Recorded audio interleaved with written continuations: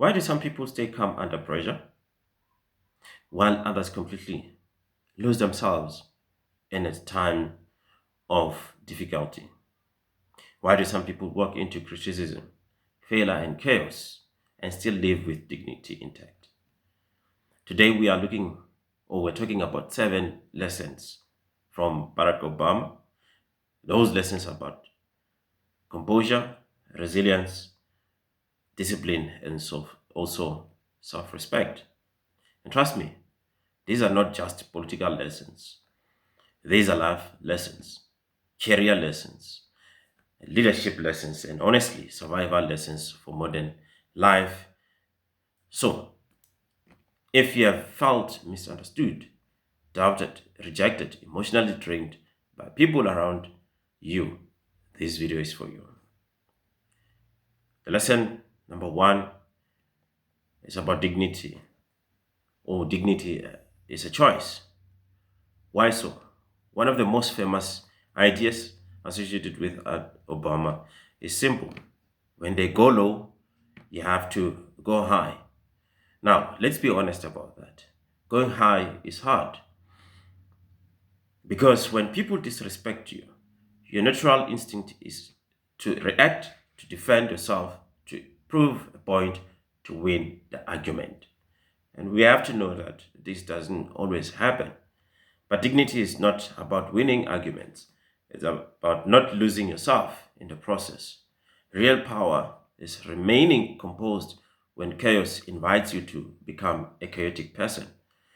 Anybody can react emotionally or anyhow, but not everybody can control themselves under pressure. And that's what separates mature people from the reactive people. Think about your own life for a moment. How many times have you regretted something you said in anger? How many times did one emotional reaction damage your peace for days? Sometimes the strongest response is silence. Sometimes maturity is walking away. Sometimes dignity means refusing becoming what hurts you. And that leads perfectly into the next sessions of your life. And you just have to remain calm at the times of where you are being challenged. And then the second lesson that we have to understand, this is all about the long game.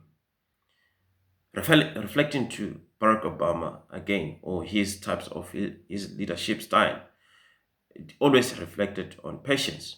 You have to be patient, not depression, not desperation, not emotional panic, just patience. Because successful people understand something most people of which they ignore. Life is a long game. A lot of people quit too early because they want immediate results, immediate validation, immediate success, but meaningful growth takes time. The person building discipline today may not see the results for the next day, for the next week, for the next month, or maybe a year or so. But the person learning a new skill today may not become successful for some years. But patience needs to come as well. You have to stop measuring your future based on today's frustration. Your current situation is not your final destination. Sometimes you are only in the preparation for the seasons of which are to come, not the reward of the season. So you just have to be patient. The third lesson that we have to talk about is that the power of pause. Wait. One thing intelligent people master is the pause, or is to wait before reacting, before speaking, before responding emotionally. They pause. And that pause changes everything because emotions are temporary, but consequences can last for years. A lot of damage in life happens in a moment of emotional reaction. One text, one argument, one impulsive decision, one angry sentence. Boom, it's gone. So you just have to pause a bit. The pause is powerful because it creates space between emotion and reaction. And in that space, wisdom finally has a chance to speak. You have to be able to control your emotions and pause a little bit. And then, therefore, you'll be able to move forward. Just that, for an example, have you ever typed a message while angry, then looked at it 10 minutes later and find that, oh, damn, I may have done something wrong? And that could have been the lack of controlling your emotions and the patience of pausing. So reflect before you are going to respond to something. So self-respect is not providing how loud you can become. It's proving how disciplined you can be in difficult times. That leads us to the fourth lesson, of which is the ownership of narrative. One of the most dangerous things you can do in life is allow outside opinions to define who you are. Perhaps, maybe you have to shut the outside world a little bit. People will misunderstand you when you're about to read something or when you are starting to do something, judge you, project their fears onto you, criticize decisions they never had the courage to make or they had to do themselves. And if you are not careful, you will start living according to their noises instead of yours. And you'll lose the control of your purpose. Not everybody deserves access to your self worth. You cannot build confidence while consistently asking the world for permission to believe in yourself. The people who achieve meaningful things usually react a moment where they decide, I know who I am. I know what I want. I want temporary I won't let temporary opinions deter me from what I want. You have to own your own story before you can be able to tell it to the rest of the world. And then you have to understand that owning your identity doesn't mean becoming cold or arrogant to other people. In fact, one of the greatest strengths is something many people misunderstand. That in lesson number five, empathy as it is a strength. It needs to be treated as a strength as well. Why this lesson number five? Is because of that. A lot of people think empathy makes you weak. It doesn't. It doesn't at all. Empathy means understanding people without allowing them to destroy you and without destroying your own boundaries. That's strength. Because it's easy to hate people, it's easy to judge people, it's easy to dismiss people. Sometimes people are fighting battles you cannot be able to see. Sometimes anger is pain in disguise. Sometimes arrogance is insecurity wearing confidence as a mask.